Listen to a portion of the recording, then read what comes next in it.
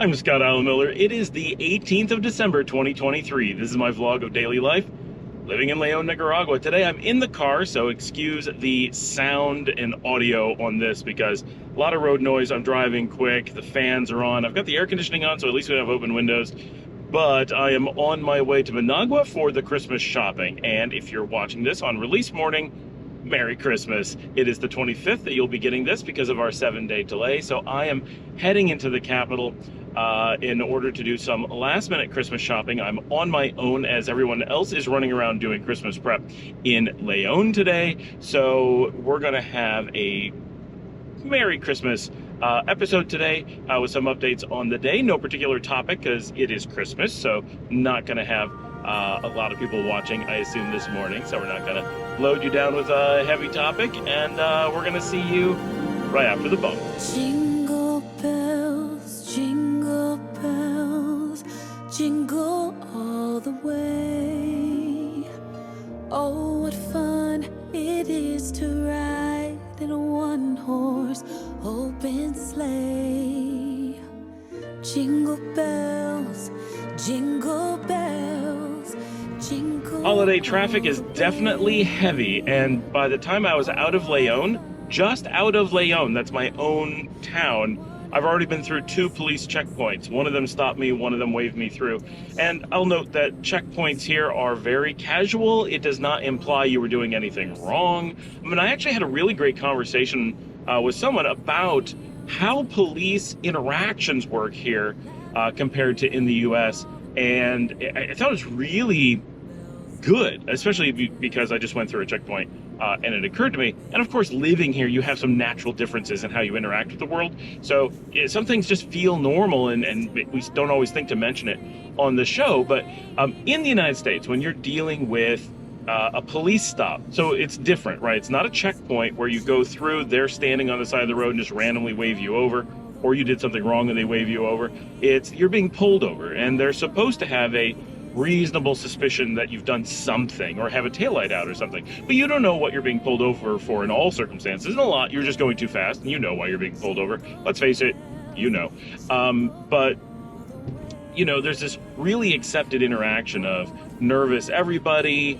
There's guns involved. There's what seems to be the problem officer. There's this formality where you have to treat the officer as above normal people, because they are. And so there's this very scary formal interaction. And there's this, what did I do wrong? On the other hand, you must, as the police officer, present what the person did wrong. You can't just be like, I'm not going to tell you, right? There has to be a reason that they were pulled over, and then the interaction can begin, and that's how it starts, right? And we all know exactly how to interact in that case. Maybe not everyone does it, but we all know the expected, and it's not just the expected behavior. It's a very specific set of words that you don't have to use them, but pretty much you're expected to use exactly those words. And it's very strange, but that's how it works in the United States. And here in Nicaragua, none of that is true. There isn't this formality with the police. They're just normal people. You can just talk to them like normal people. And there isn't this position of expected guilt or anything that's gone wrong. This is just a normal everyday interaction. The police are part of your everyday life. You get pulled over, you're like, hey, how's it going today? How are you? Having a good day? And they do the same to you. They're like, hey, how's it going? They got smiles on their faces. They're generally chill. Now, if you've done something horribly wrong, okay, they may be less happy, but under normal circumstances, when they're pulling you over, you're a random stop. They're hoping that you're chill, you're hoping that they're chill, and for the most part, everyone is. And especially if you have your documents ready, which is a driver's license, your insurance, and your registration, just have, and they're like cards. You can have them all in your wallet, you can have them all in your glove box or whatever. Speaking of which, my glove box broke this morning, or someone broke it and didn't tell me. When I got in the car, it's all broken and stuff, so great. But you just have these things ready. You just hand them to the officer. They need them every single time. 90% of the time, that's the only thing they're checking, right? They just want to make sure your car is insured. They just want to make sure you're a legal driver. Maybe take a moment to make sure you're not some lunatic or something, right? They get to interact with you. And it's just, how you doing? Have a good day, right? You're super friendly, same as talking to anyone on the street. And that is so different. And I think so many foreigners are not expecting this because we have this really rigid expectation of this really adversarial interaction in America, and realistically in Canada too, that when it comes to this very casual, friendly interaction in Nicaragua and a lot of other places, we're not sure how to react to it, and we don't even necessarily recognize that that's what they're looking for. And so, when you first move here, you're first driving here, it's very common to feel very nervous at a road stop and to be very formal, be like, oh, what did I do wrong? What did I, right? And it'll make them feel awkward. It'll make them feel like you've done something. Like, why are you feeling guilty? What's going on, right? And it should just be, hey, how are you? Right? And a lot of times where we live pretty close to the beach, it's really common for the police to be like, hey, how was the day on the beach? Right? Now, of course, some of that does make, if you don't speak Spanish, it gets a little bit harder. But that's even more important as a non-Spanish speaker, as many of my audience are, because you're all English speakers, or else you're reading subtitles. You may have a hard time with casual interactions, knowing that it is almost guaranteed that it's going to be a casual interaction will help a lot. Did I just hear them ask me how my lunch was? Yes, that is a real thing. They might ask you, how was your lunch? How was your time on the beach? How's it going, right? ¿Qué tal? Right? Really normal. Stuff like that, knowing that that's probably how they're going to interact with you will make it a lot easier to understand. They're probably making chit chat. They want to say, they're really just being polite. And so that is such a different reaction. And it didn't occur to me to really think about how different that is, because when I'm in America, I know that, yes, sir, what seems to be the problem, right? Whatever. And there's very specific things. They say, what seems to be the problem? Don't force them to accuse you. Only force them to say, well, I observed something. Maybe you did that, right? There's all these really careful words that we learn to use. And here it's not like that. It's just, hey, what's up? And, and sometimes I get stopped often enough that they'll look in the car like, hey, how you doing? Like they recognize me because it's a small town. And other times, a lot of times the cops are young and so they're new and they're just like, how was your day? But that interaction is an important thing. And on a day like now, so I'm actually doing this drive on the 23rd because I'm behind on the videos and I rarely make them on the day. Now I did record most of today's video on the 18th. That's coming up. But the drive I'm doing on the 23rd because I need to shop this morning in the city, and then that was the chicken bus. And then this afternoon, I have to go to Valentina's promotion, which is like I guess a lot of people use that term promotion. I'm not used to it. It's like middle school graduation is when they move up to the next class. So that is 4:30 this afternoon in Managua, in the Crown Plaza. And then I'll be returning this evening, hanging out with the kids, and then we've got a bunch of Christmas festivities tomorrow. We have a bunch of people coming over in the early evening for Christmas Eve dinner, and then we'll do some family stuff later in the evening. Then Christmas morning, I found out that the kids have requested last Christmas, for Christmas, they got Goonies, the role-playing game. And they've not seen the movie The Goonies, so I'm hoping we're going to watch that tonight, but Dominica and I are planning on watching White Christmas tonight. She can't come with me right now, partially because she's just tired and she's sick. Somewhat, we all have this kind of cough thing, but she's baking the Christmas cookies. And, when we're in Texas, there's she and her sister and her mom and her sister-in-law, they're all baking cookies, right? So it's like a group effort. It's still overwhelming, but there's more people. And now there's only Dominica and maybe Luciana will make Christmas cookies, and so they're not doing as big a selection, but it's still a lot of work and it's going to be exhausting. So she's doing that a lot of the day, and she's running around shopping this morning, so we're splitting the shopping duties. It's just a lot to do. So that's what she's doing. And so we're going to watch White Christmas, which is our Christmas tradition for 22 years tonight. That'll officially make it Christmas for us. And then hopefully the kids are going to watch The Goonies. They have seen it, but they were so young, they don't really remember the story. And then we're going to play Goonies, the role-playing game, Christmas morning. And we do hope to have some things to open, but very little. Most of their presents are either coming late or are a Disney trip that we're taking them on later in the year.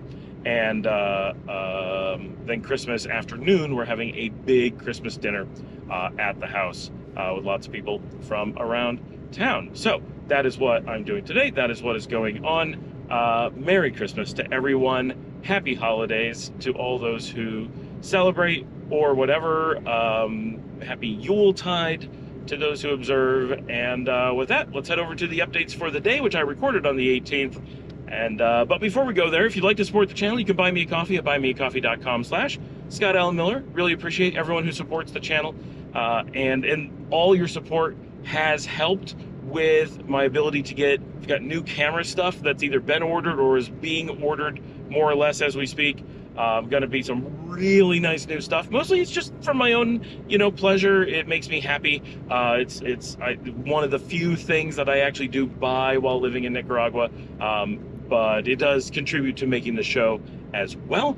So hopefully you guys benefit from it too. But thank you to everyone who supports the show and makes this all possible. And as always, like and subscribe, share on social media, tell friends, family, wish all yours and yours, yours and you and yours, Merry Christmas from all of us over here. And on to today's update. So this morning, Dominica went out to Managua to go shopping, so she was out for the entire day. They left really early in the morning and didn't get back until like 8 o'clock at night, but we had a ton of stuff that needed to be done for the businesses here, and like we got new stuff for the house. We finally got a new table for our pizza oven. We've had the pizza oven for like a month or more and have not been able to set it up and use it. So we finally have a moving cart that can work for that, so we're going to get that set up, and hopefully tomorrow night we're going to have pizzas for dinner made here at the house, because it's even here in Nicaragua, it's relatively expensive to send out for a pizza. And our main pizza restaurants here include Pizza Hut. And while it's cheaper here than in the US, it's not dramatically cheaper. It's not like a quarter the price or anything. It's maybe 80% the price.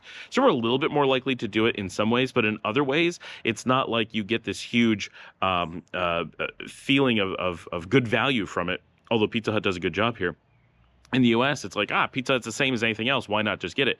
Here, it's like, well, we could eat really cheaply, or we could pay nearly American prices for Pizza Hut. But if we go with the local pizza, is it cheaper than Pizza Hut? Yes, but is it a lot cheaper? No, pizza in general just costs quite a bit. And if you're getting it delivered, which is pretty much what we always do if you're going to do pizza, you pay that extra overhead for that. And it never gets to US prices, of course, and it never gets close to US delivery prices, but it gets kind of expensive. But being able to do pizza at home means we have that quality control. We can do pizzas exactly as we like, which very few places here make pizza like we really like it. Some of them are pretty good. Hollywood and Valenti's and Oasis del Sabor and Pizza Hut, of course, all make very tasty pizzas that we like to get. And some we really like Valley Pizza in Granada, but that's very far away. So making pizza at home is a big deal.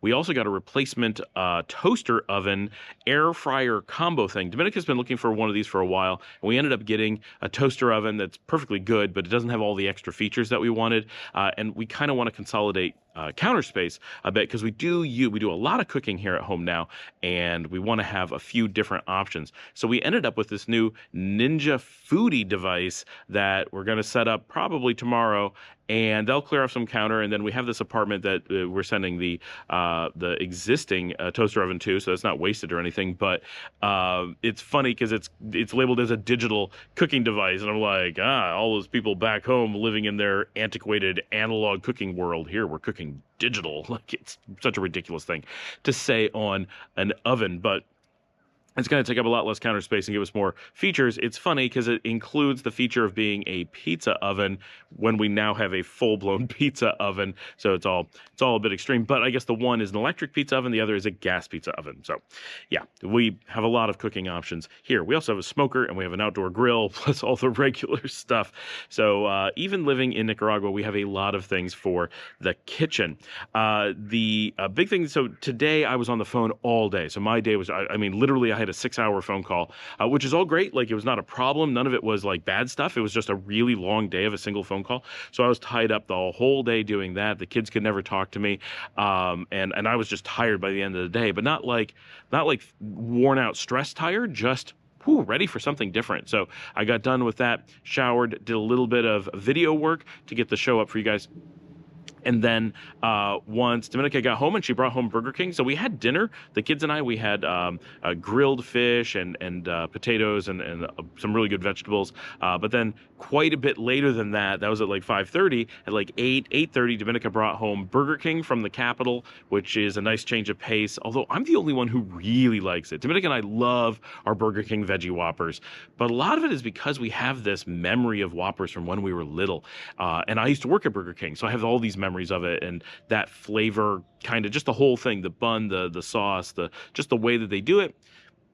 It's something I miss, and I don't miss meat, so the veggie Whoppers completely fill that need for me. They're way better fresh. It takes 2 hours, 3 hours to get them back from the capital, and in this case, it took over 4 hours because they were in a very slow vehicle, and then they had to do a bunch of shopping in Leon, like grocery shopping and stuff, and run errands all over town before they could make it back to the house. So it was really cold by the time we got it, so not as good as normal. When you're actually in the capital, get them fresh, they're very good. And just a reminder for those who come here, we have the Polish veggie patties on our Burger King burgers here. It is not the Impossible Whopper that you get in the United States and some other locations. There is a rumor that we can get Impossible down here now, just not at Burger King. Something to do with their supply chain or their contracts or whatever. And so after we ate that, I had showered, had a little bit of time to relax, and then the girls had found, and this is really cool, they had gotten this, I think at Christmas, I don't really remember, but it's a Nancy Drew box set. So this is not a video game, this is a board game from Hunt a Killer, which I believe is huntakiller.com, and they make lots and lots of these. It's the only one I know of that's Nancy Drew, and it is a full, like, Nancy Drew video game style mystery, but put into a box set, and you open up the box, and it's got a little bit of instructions, and the whole rest of it is just artifacts you would find during a Nancy Drew adventure. So it feels like you're playing a video game, which is perfect because we love doing this as a family already.